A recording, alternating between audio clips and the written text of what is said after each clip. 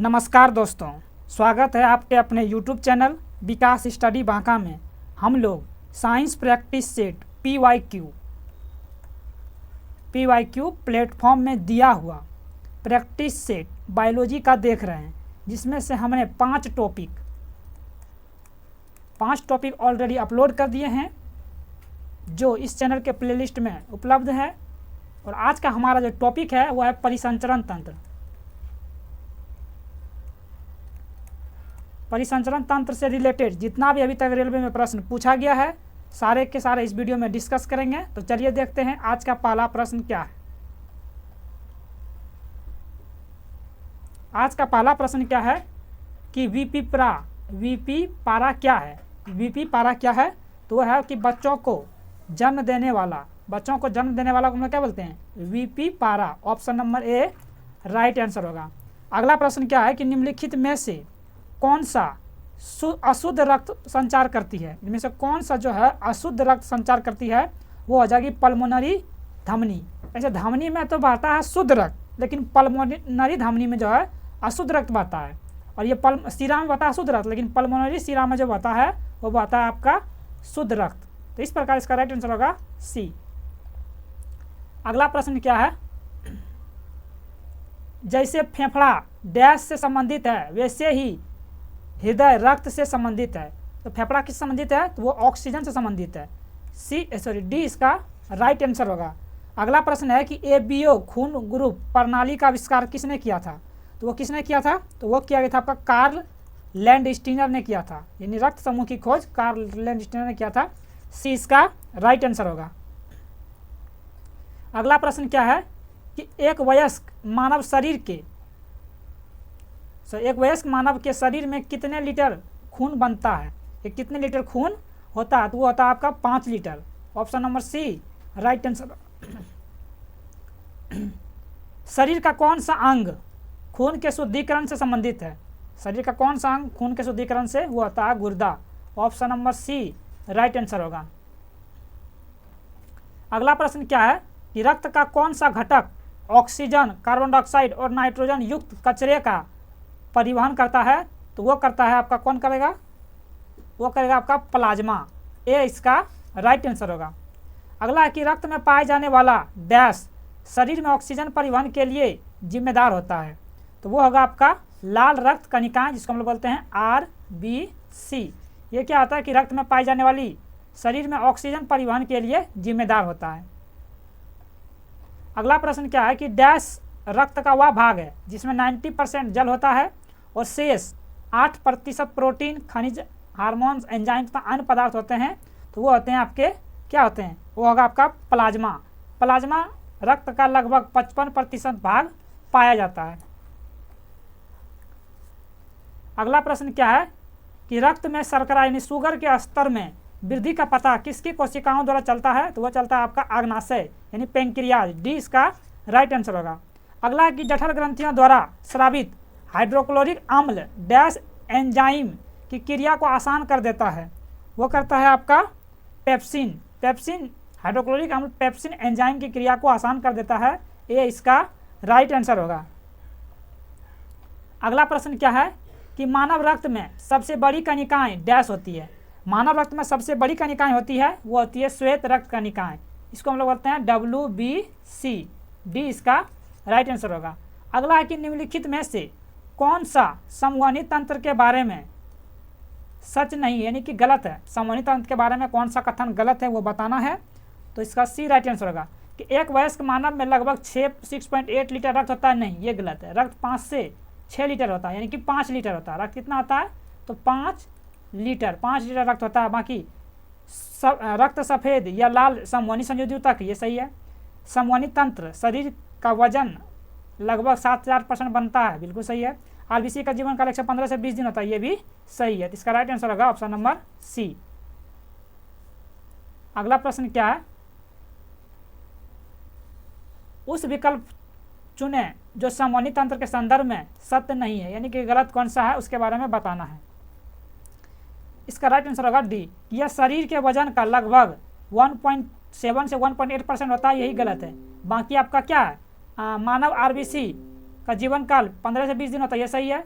लाल रक्त समवनी संयोजी तक, ये भी सही है। एक वयस्क व्यक्ति में लगभग 6.8 लीटर रक्त होता है, ये भी सही है। ये ऑप्शन के अनुसार आपका डी राइट आंसर होगा। अगला प्रश्न क्या है कि वह विकल्प चुने जो समवनी तंत्र के संदर्भ में सत्य नहीं है।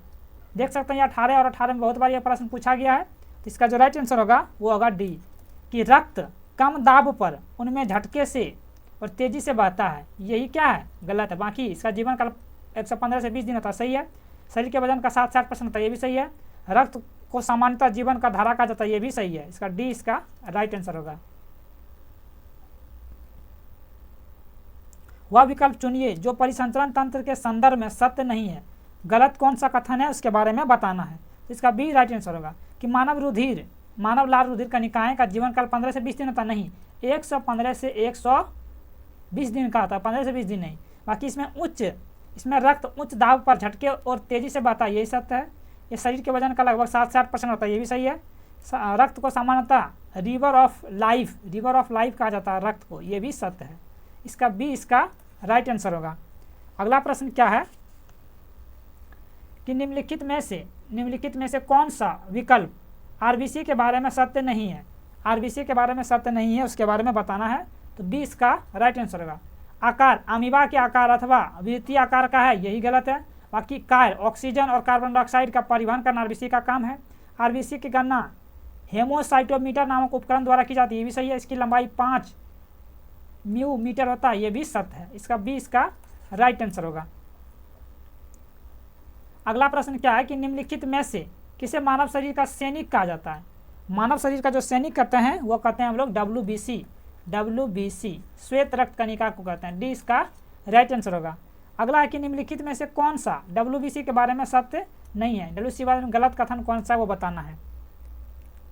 इसका राइट आंसर होगा सी, नाभिक केंद्रित होता है, सही है। वे सैनिक के रूप में कार्य करते हैं और रोगाणुओं को मारते हैं, ये भी सत्य है। इसकी आकृति अमीबीय या वृत्ताकार होती है, ये भी सत्य है। लेकिन यह 18 से 15 म्यू मीटर होता है, ये क्या गलत है। इसका सी इसका राइट आंसर होगा।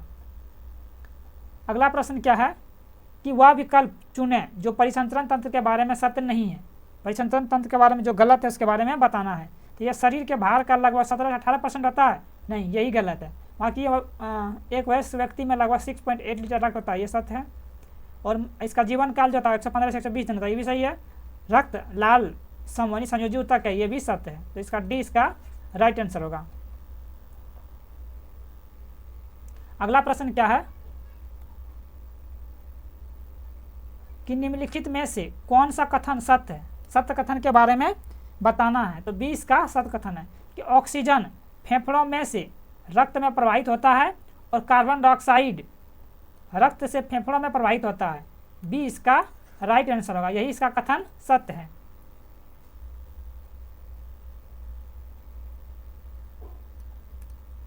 अगला प्रश्न है कि डायलिसिस की प्रक्रिया किससे संबंधित है। तो वह है गुर्दे से। बी इसका राइट आंसर होगा। हृदय मेम्ब्रेन यानी झिल्ली की 2 परतों से ढका होता है, इन झिल्लियों को क्या कहा जाता है। मानव का जो हृदय होता है वो एक झिल्ली से ढका होता है, इन झिल्ली को हम लोग कहते हैं पेरिकार्डियल मेम्ब्रेन। पेरिकार्डियल मेम्ब्रेन यानी पेरिकार्डियल झिल्ली कहते हैं, ये इसका राइट आंसर होगा।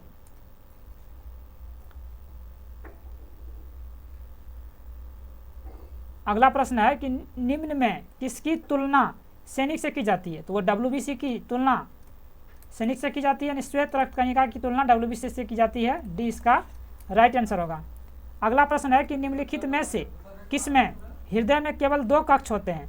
इनमें से कौन सा वो विकल्प है जिसमें हृदय में 2 कक्ष होते हैं। वो होता है रोहू का होता है। डी इसका राइट आंसर होगा। अगला प्रश्न क्या है कि निम्नलिखित में से कौन सी नलिका है जो दिल से निकलती है और शरीर के विभिन्न अंगों में रक्त संचारित करती है। वो होगा आपका धमनी। धमनी क्या करती है, जो दिल से निकलती है और शरीर के विभिन्न अंगों तक रक्त संचारित करती है, क्योंकि धमनी में शुद्ध रक्त बहता है। क्या बहता है, शुद्ध रक्त बहता है, इसलिए ये पूरे अंगों में संचारित करती है कि किसमें शुद्ध रक्त बहता है। और शिराएं में अशुद्ध रक्त बहता है, शिराएं में अशुद्ध रक्त बहता है। अगला प्रश्न क्या है कि रक्त को धमनियों से शिराओं में जिन सूक्ष्म नलिकाओं के माध्यम से प्रवाहित किया जाता है उन्हें क्या कहते हैं?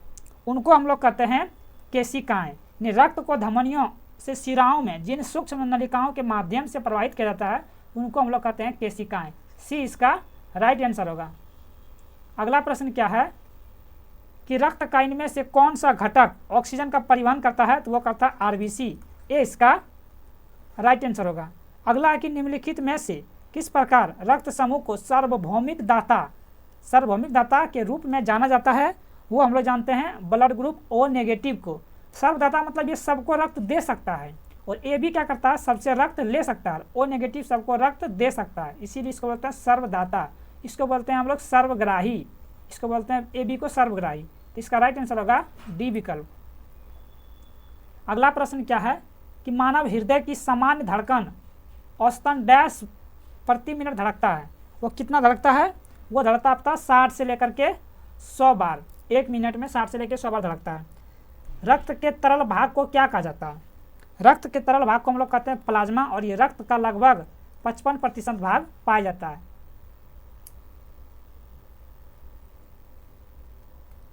अगला है कि मानव शरीर का कौन सा अंग रक्त में शर्करा की मात्रा को नियंत्रित करता है? वो करता है आपका अग्नाशय, पेंक्रियाज। पेंक्रियाज क्या करता है? रक्त में शर्करा की मात्रा को नियंत्रित करता है। डी इसका राइट आंसर होगा।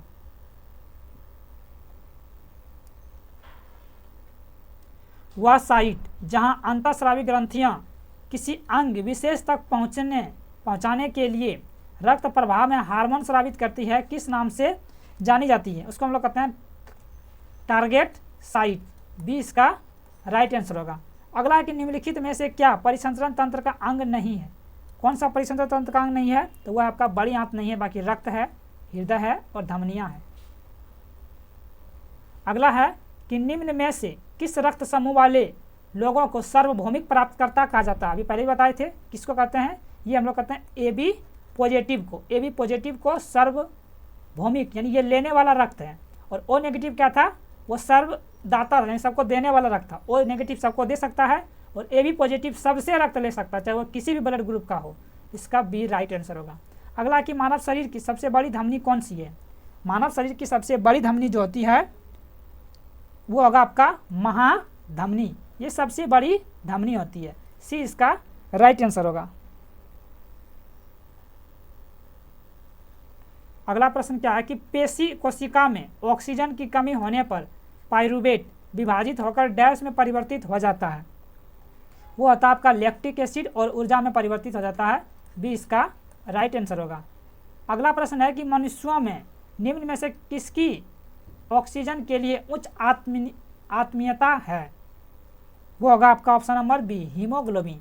मनुष्य में निम्न में किसकी ऑक्सीजन के लिए उच्च आत्मीयता है? वो है आपका हीमोग्लोबिन, HB यानी हीमोग्लोबिन। अगला इसमें से क्या है कि इनमें से कौन सा तरल पदार्थ आंत से अवशोषित वसा को संग्रहण करता है और अतिरिक्त कोशिकीय स्थान से वापस रक्त में ले जाता है? उसको हम लोग क्या कहते हैं? उसको हम लोग कहते हैं लसिका। बी इसका राइट आंसर होगा। अगला प्रश्न क्या है कि निम्नलिखित में से कौन सा कथन गलत है? गलत कथन के बारे में इसमें गलत कथन कौन सा है? वो है सी कि रक्त ज्ञान इंद्रियां इनपुट में मदद करता है। नहीं, रक्त शरीर को बीमारी से बचाता है, ये सही है। रक्त कार्बन डाइऑक्साइड को शरीर की कोशिकाओं से फेफड़ों तक ले जाता है, ये भी सही है। और रक्त ऑक्सीजन को फेफड़ों शरीर के विभिन्न अंगों तक पहुंचाया जाता है, ये भी सही है। बाकी इसका सी गलत आंसर है। अगला प्रश्न क्या है कि रक्त में डैश नामक एक तरल मैट्रिक्स होता है जिसमें लाल रक्त कणिकाएं, श्वेत रक्त कणिकाएं और प्लेटलेट्स तैरते हैं, उसको हम लोग क्या कहते हैं? तो वो हमारा क्या है? वो है हमारा प्लाज्मा। बी इसका राइट आंसर होगा। अगला प्रश्न है कि निम्नलिखित में से किस प्राणी के हृदय 3 प्रकोष्ठ होते हैं? किस प्राणी के हृदय जो होते हैं 3 प्रकोष्ठ होते हैं? वो होते हैं सालामेंडर। सालामेंडर का जो हृदय होता है 3 प्रकोष्ठ होता है। सी राइट आंसर होगा। अगला कि इनमें से किसकी कमी के कारण रक्त थक्का नहीं बनता है? और विटामिन के की कमी के रक्त थक्का नहीं बनता। सी राइट आंसर होगा। बोला गया कि स्तनधारियों के हृदय में कितने प्रकोष्ठ यानी चेम्बर्स होते हैं? तो वो होते हैं 4 चेम्बर। अगला प्रश्न देखते हैं क्या है। मानव शरीर के कौन से 2 प्रमुख अंग में काफी मात्रा में चुंबकीय क्षेत्र उत्पन्न होता है? ऐसा कौन सा अंग है जिसमें चुंबकीय क्षेत्र उत्पन्न होता है? वो होता है हृदय और मस्तिष्क में मानव शरीर के 2 प्रमुख अंग हैं जिसमें काफ़ी मात्रा में चुंबकीय क्षेत्र उत्पन्न होता है। सी राइट आंसर होगा। अगला प्रश्न क्या है, मानव शरीर में लवणों का परिवहन डैश द्वारा होता है। मानव शरीर में जो लवण का परिवहन होता है वो होता है आपका रक्त के द्वारा। डैश रक्त को हृदय से वृहक तक ले जाती है। रक्त जो है हृदय से वृहक यानी किडनी तक लेके जाती है, वो कौन लेके जाती है? वो होगा ऑप्शन नंबर डी, वृहक धमनी। डी इसका राइट आंसर होगा। अगला प्रश्न क्या है कि मानव शरीर का समान तापमान कितना होता है? वो होता है आपका 98.6 डिग्री फ़ारेनहाइट। रक्त समूह की खोज किसने की थी? रक्त समूह की खोज आपका कार्ल लैंडस्टीनर ने किया था। अगला प्रश्न है कि मानव शरीर में आरबीसी का क्या कार्य है? मानव शरीर में आरबीसी का कार्य है कि शरीर की कोशिकाओं को ऑक्सीजन प्रदान करना, यही इसका आरबीसी का कार्य है। तो बी इसका राइट आंसर होगा। एक वयस्क मानव हृदय का औसतन वजन लगभग कितना होता है? तो वो होता है लगभग 300 ग्राम। बी इसका राइट आंसर होगा। अगला प्रश्न है कि रक्तचाप वह बल है जो डैश है। रक्तचाप वह बल है जो डैश है, जो रक्तवाहिका की भित्ति पर लगता है, वह है रक्तचाप का बल। बी इसका राइट आंसर होगा। इनमें से कौन सा मानव रक्त में नहीं पाया जाता है? मानव रक्त में नहीं पाया जाता है, वह नहीं पाया जाता है कॉन्ड्रोसाइट। बाकी लिम्फोसाइट पाया जाता है, ल्यूकोसाइट पाया जाता है और मोनोसाइट पाया जाता है, जबकि कॉन्ड्रोसाइट नहीं पाया जाता है। डी इसका राइट आंसर होगा। अगला प्रश्न क्या है कि कौन सी ग्रंथियां मानव शरीर में रक्तचाप को नियंत्रित करने में सहायक होती है? वो होगा आपका अधिवृक्क ग्रंथि। ये क्या करती है? मानव शरीर के रक्तचाप को नियंत्रित करती है। सबसे छोटी रक्तवाहिका को डैश कहा जाता है। सबसे छोटी रक्तवाहिका को हम लोग क्या कहते हैं? केशिका। डी इसका राइट आंसर होगा। मानव रक्त का समान प्रकुंचन दाब कितना होता है? समान प्रकुंचन दाब जो होता है वो 120 mmHg होता है। डी इसका राइट आंसर होगा। डायलाइजर नामक मशीन जिसका उपयोग रोगी के रक्त को साफ करने के लिए किया जाता है, उसे कृत्रिम डैश भी कहा जाता है। उसको हम लोग कृत्रिम गुर्दा कहते हैं। क्या कहते हैं? कृत्रिम गुर्दा। सी इसका राइट आंसर होगा। अगला प्रश्न क्या है कि इनमें से कौन सा रक्त समूह नहीं है? कौन सा रक्त समूह इसमें से नहीं है? तो वो हो जाएगा आपका कार्बन प्लस। ये नहीं है, बाकी ऑक्सीजन ओ नेगेटिव है, ए पॉजिटिव है, बी पॉजिटिव है, ये है, लेकिन ए इसका राइट आंसर होगा। अगला प्रश्न है कि खट्टे दूध में कौन सा अम्ल मौजूद होता है? खट्टे दूध में जो होता है ना, वो कौन सा अम्ल मौजूद होता है? वो होता है लैक्टिक एसिड। क्या होता है? वो लैक्टिक एसिड। ए इसका राइट आंसर होगा। अगला कि इनमें से कौन सा रक्त के जमने के लिए आवश्यक खनिज या आयन है? वो होगा आपका कैल्शियम। कैल्शियम की कमी रहेगा तो रक्त हमारा जमेगा नहीं। अगला प्रश्न है कि ईसीजी डैश द्वारा उत्पादित विद्युत बलों को महसूस करता है, तो वो कौन करता है? ईसीजी। तो वो करता है आपका ला करके हृदय। डी इसका राइट आंसर होगा। अमोनिया यूरिया में कहाँ परिवर्तित होता है? वो आता है आपका यकृत यानी लीवर में। बी राइट आंसर होगा। हीमोग्लोबिन डैश में पाया जाता है, तो हीमोग्लोबिन आपका रक्त में पाया जाता है। डी राइट आंसर होगा। शरीर में लाल रक्त कोशिकाएं कहाँ उत्पन्न होती है? वो होती है आपका अस्थि मज्जा यानी बोन मेरो में। बी इसका राइट आंसर होगा। अगला कि इनमें से किसने 1990 में मानव रक्त के 4 प्रमुख समूह के बारे में बताया था? वो बताया था आपका कार्ल लैंडस्टीनर। ए राइट आंसर होगा।